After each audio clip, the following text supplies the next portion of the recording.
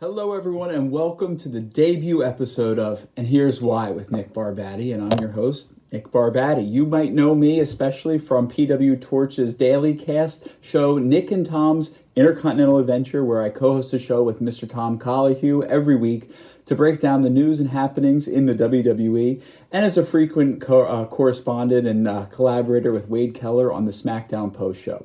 Today, I definitely want to share my thoughts with you about the state of WWE, most notably the state of Vince McMahon. This was a tremendous news week this week in which we saw, quite frankly, Vince McMahon return to power in the WWE. And this is a big story. And unfortunately, for those of you who out there suffer from a little bit of anxiety, get ready. Your anxiety should indeed go up.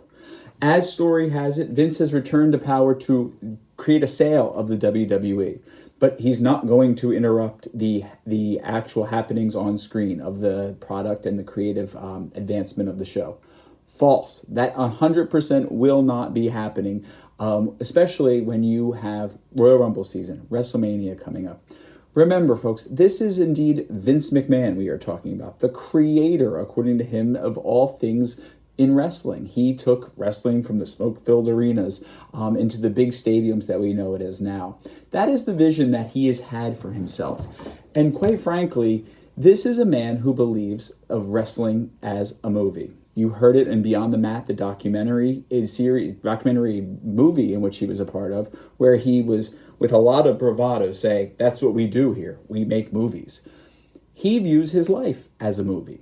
And taking that into account, the best and most important part of any great movie is its ending. And Vince in no way is satisfied with the ending of his movie. A tremendous start, the story of a young man who came up from nothing to find his father out there who's a millionaire from New York City, who then got him into the wrestling business, then taking off and going on and creating a bigger empire than anyone could have ever dreamed of.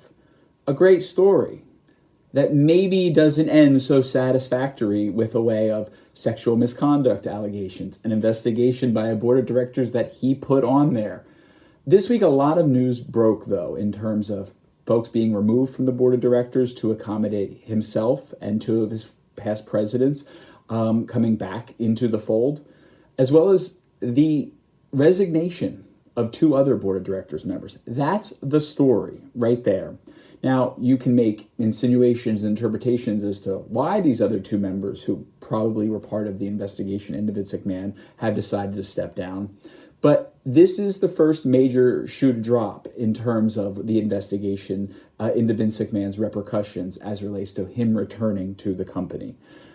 It will be an interesting element when you see his influence come back to the show, when you see all of the Vince-isms that have been shaved away, if any of them start creeping back in, if Vince, quite honestly, doesn't like who's been selected to main event WrestleMania.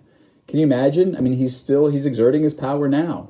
Why wouldn't he step in and say, nope, that's not the direction that we are going in?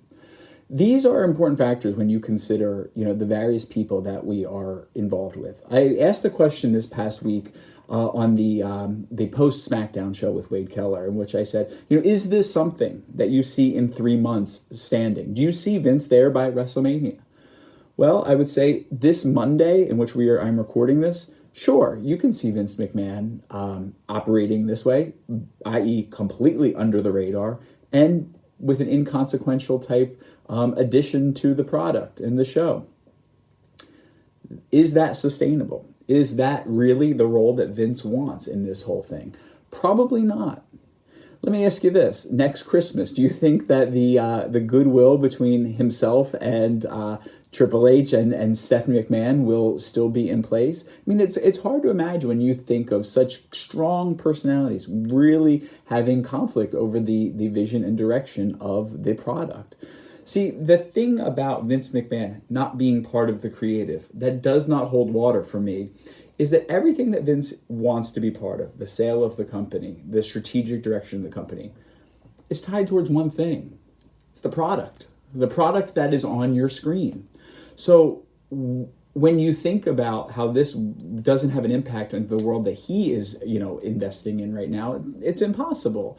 If he wants to have the most marketable company out there, it's going to align with his vision. And a lot of what Triple H has been doing, Paul Levesque has been doing, doesn't align with the Vince McMahon vision. All of these talents who've come back, they were fired by Vince McMahon. And this isn't a story. These folks were unemployed by Vince McMahon. And by the way, that does not necessarily make him a villain in it. It does make him the person who fired them.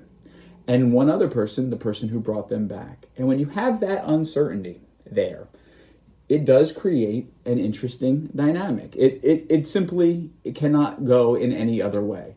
So the other question I would ask is, while sure, the stocks have been going up in the WWE, that is tied towards the news of the potential sale of the WWE. It's not tied towards the return of Vince McMahon, or at least I don't believe so. You have Vince coming back, this wounded warrior who is returning. What type of real stature is he holding at that negotiation table? The world knows that, this is a man who retired because, by golly, he was 77 years old. Well, clearly that wasn't the reason why he retired, and now he's back. But is everyone really excited to welcome back a 77-year-old who, in the 6 months since he's been gone, has shown the ship can go well without? Or is he just a grumpy old man that sits in the corner that everyone is accommodating? I think that's more likely. Speaking of other individuals who have made their returns this week we saw bright and early, for if you were in the East Coast like I am, to see the debut of Mercedes Moné with the returning Sasha Banks, as most of us know her as, in New Japan. Well, I believe it was in Japan at Wrestle Kingdom. This was a really interesting debut that probably took everyone multiple watches to really get behind of, what just took place. Because she came out looking like a star. Because you know what? She is a star. She carries a star quality with her that, quite frankly, is enough to carry the overall package. But at that point, the wheels did pop off the cart. Everything about, from the moment that she stepped in the ring, took off her costume, and then proceeded to go for that elaborate whip-around DDT that was a botch, on both accounts, between both Mercedes and Kyrie, and then the promo. To me, the issue was more about the promo. Because in one of the things that you will see in the former Sasha Banks is the sense of confidence in her eyes. And that shows forth, immediately whether she's comfortable or not, confident or not. Go back to that Steve Austin interview for the WWE Network, and you can see when the then Sasha Banks was not feeling what was going down, and the entire dynamic got awkward. Well, that's what happened at Wrestle Kingdom. It got awkward. Sure, she was making a traditional WWE style promo in front of a Japanese audience who largely did not understand her. The pauses for reaction, though, it was a problem. It was a real problem. And it's one that I'm curious to see how this turns out. Because the thing with Sasha Banks is, sure, take the in-ring botch out of it, because that can happen, quite honestly, to anybody. She will recover from that. We know what a great wrestler that she is. So we will move on from that. But we need a great match. We need a great feud. My worry with Sasha Banks was always that the crowd willed her to be more interesting of a character than she actually was. Always a tremendous in-ring performer, always had the star quality when she entered into the arena. But this whole thing of she's the boss and this is what the boss would do. In the main roster, that boss character was actually never really truly defined. So I want to see a true blue definition to her in terms of whatever her future does entail. Does it entail going to AEW? And if so, is that women's division really vast enough to carry her for many years, multiple years?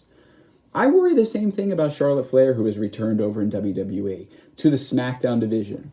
Seeing Charlotte Flair come back has indeed felt like home. That championship just works around her waist. It looks familiar. It feels familiar, of better days, especially coming off this real disaster of a Ronda Rousey run.